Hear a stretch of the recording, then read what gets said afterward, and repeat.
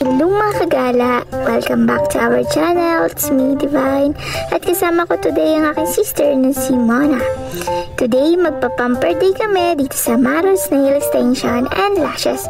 Super excited kami kasi matagal na namin itong gustong gawin.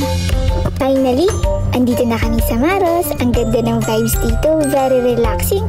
Perfect sa gustong mag-relax at magpaganda. Ang bango pa ng salon. Ready na kami sa aming nail extension at lash extension. Let's go! Ayan, pipili na kami ng nail design. Ang daming mga cute designs. Ay, grabe. Meron din pala silang promo, guys. Kaya matutuwa ka talaga. Ang daming pagpipilian ng mga design. Meron simple at mga elegant. Kaya moms, kahit nagugas tayo ng plato at nag-aalaga ng bagets, pwede pa rin tayo magpa-nails. Long-lasting naman ang nail extension, kaya no worries. At para naman sa eyelash extension, si Mona naman ang sumarang.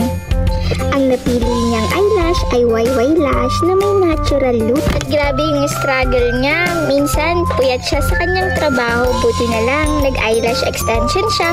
Automatic fresh kahit wala nang time na mag-makeup. Para gigising ka na lang na maganda, ready na agad ang araw mo. Ayan, ang lakas talaga maka-fresh ng lashes. Parang gising na kahit bagong gising.